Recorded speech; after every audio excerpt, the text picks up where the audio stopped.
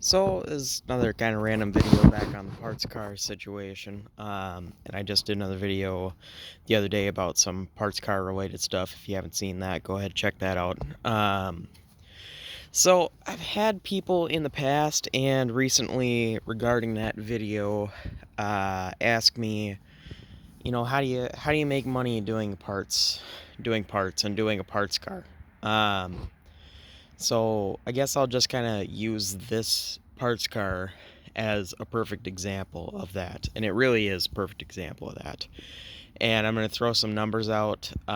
These are rough numbers. These aren't exactly 100% accurate, but this is just to get kind of a rough idea on some stuff. Um, so this is 73 Satellite Sebring Plus. Really good parts car. Picked this car up for $750.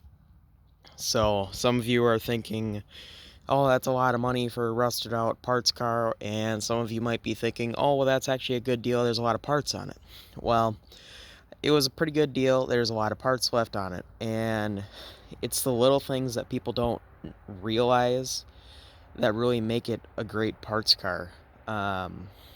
And just kind of, like I said, these are just kind of some rough numbers, just going to point out a few things and add a couple of numbers up and really show you how quickly you can get to the point where you're not only breaking even but making money.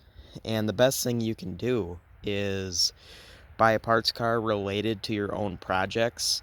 Therefore, you can benefit parts for your own stuff as well as benefit by buying in order to resell and make money. Like this car, for example, like this front filler panel. It's not in great shape. It's got a couple of dents in it, but it's not rusted out.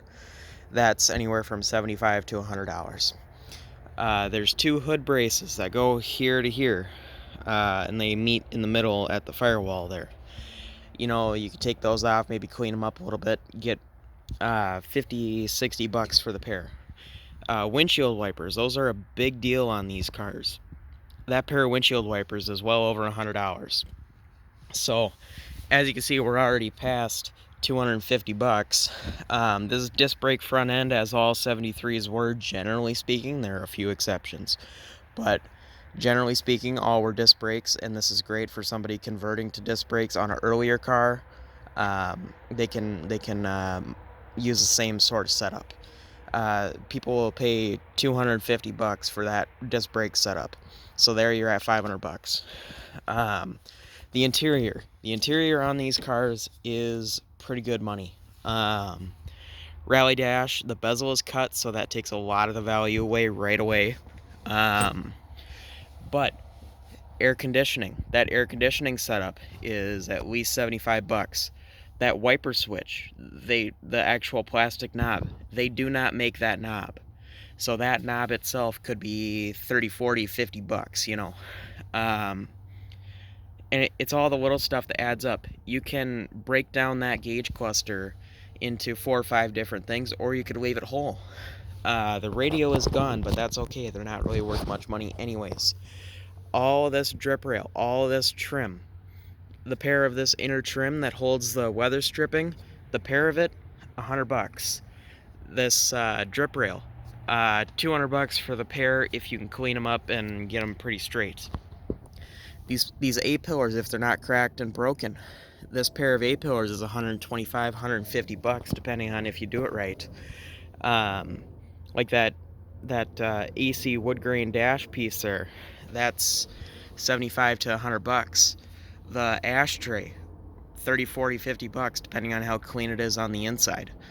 The glove box, 40, $50, depending on how nice it is.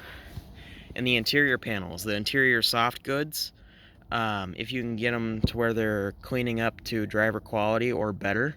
And same thing with the lower plastics, they're worth decent money. A set of uppers that will clean up to driver quality, $200. The sail panels, the pair of sail panels, they're 100 to $125 depending on what you do. And all that's important. It all adds up to, I paid $750 for this car. Where's the money? Well, there's all the money and then some. And then you start breaking it down deeper. Even these door handles, they're not great, but somebody might use them on a driver quality car. 15 bucks a piece, If I had the key and could make a lock set out of it, that lock set might be worth 30, 40 bucks, something like that.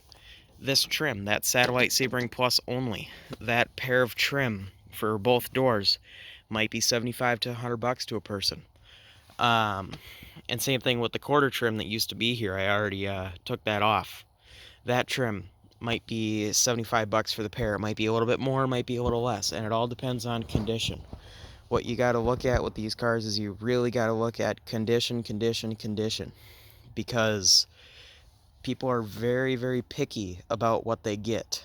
If somebody's buying an A-pillar like this from you, and next to one of the screw holes you didn't see that there's a crack, and they get it and there's a crack, I can tell you from experience doing this stuff on eBay, you're going to have a complaint filed and you're going to have a mess on your hands.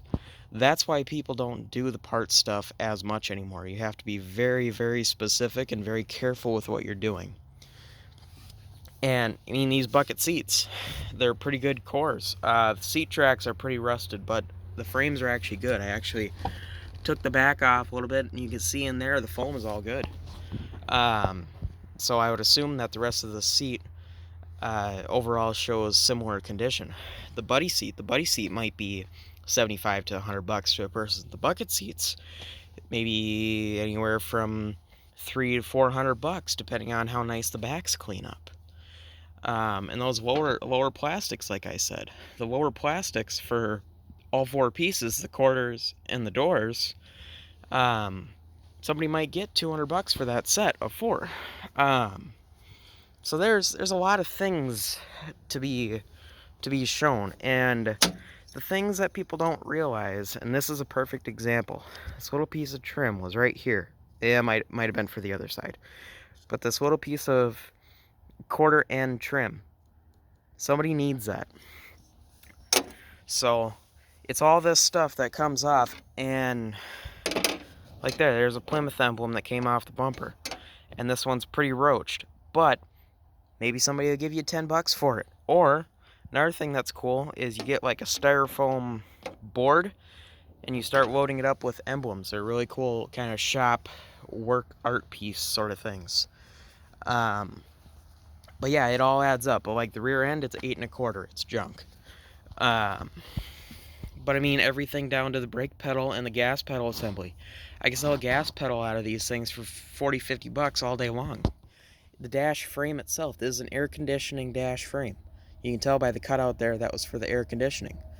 I mean, I could sell the dash frame for 125, 150 bucks maybe, depending on if I can find the right guy that needs it. And the little grill plate that goes above that, the speaker grill cover, that, if I could clean it up okay, might be worth 75 bucks.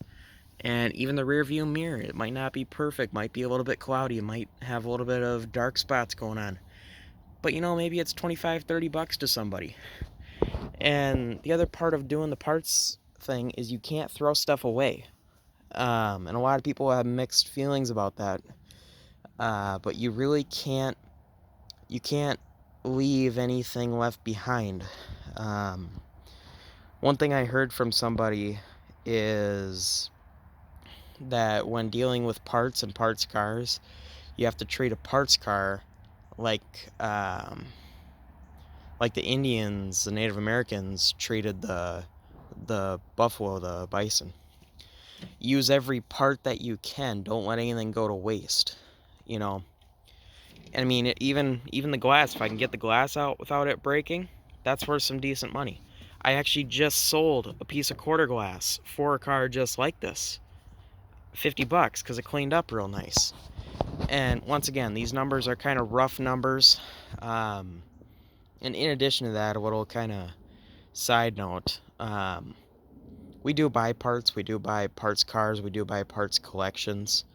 If you have any of that kind of stuff and you're really looking to sell out of some stuff, my email is in the description of the video as always. And this is all we do for a living. Me and my dad do this together. This is the only thing we do. We don't have the 9-to-5 day job or any of that stuff. All we do is parts and cars, buying and selling. So if you are of that similar mindset where, you know, and the other thing is, if you're buying parts, you have to look at it differently than if you're buying for a project. As an example, take these bucket seats. If I was working on a 73 Charger or a Roadrunner or Satellite or something, and I needed these bucket seats for the project, and I was building the car and I really needed these, I would pay $300-400 for them, depending on how nice they are or something like that. But me as a parts buyer, I have to buy them right where I can get through and actually make money at the end of the day on it.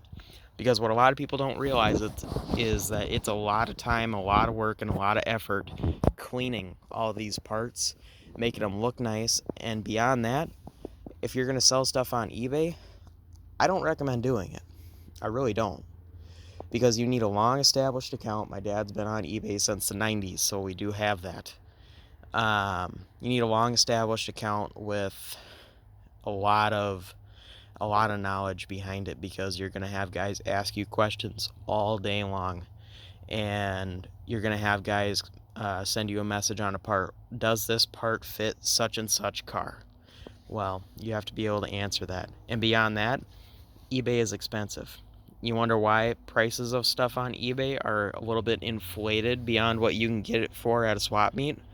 That's because anybody in the world can go on eBay at any point in time, and usually they could find that part. Could that person wait around for 3, 4, 5, 6 months, maybe even a year, maybe even a couple years, and hope to find it at a swap meet and get it for less? Absolutely. Be my guest. Go ahead. But the other part about eBay and how it's expensive is there are fees on top of fees. We're talking about, depending on what you're selling, 12 to 15% is taken out immediately. If I sell something for $100 to make an easy round number, and I immediately not only get feed on the $100 transaction, but if I had $15 or $20 shipping on it, I get feed on the shipping information as well. So I don't just get feed on the $100. I get fees on the $115, $120, including shipping. And there's that 12 to 15% is taken out of that. So it does take a large chunk of something. And if I paid $30, $40, maybe $50 for that part, and then I get fees on top of that, I'm really not making much money on this. You know, everybody thinks, oh, I'm selling a part for $100. You're not making $100. You're not probably even making 50, because nothing is free. You know, there is no free way of selling things when it comes to large online presence in the form of eBay. But hopefully that gives a few people a little bit of insight as to kind of the meaning and purpose of parts and parts cars. And once again, not really the purpose of this video, but if anybody has a parts collection or parts cars or even project cars, I'm not really looking for project cars right now. I'm looking to sell project cars. And if you're looking for a project car, send me an email. I got several around here, as well as you can see some of my other videos. I do have some for sale ads on those. So if anybody's looking for anything, let me know. And if anybody's trying to get rid of anything, let me know. So hopefully that gives people a little bit of an insight into the parts and the parts car business side of things. So anyways, kind of random, but that's pretty much it. I will see you guys in the next one.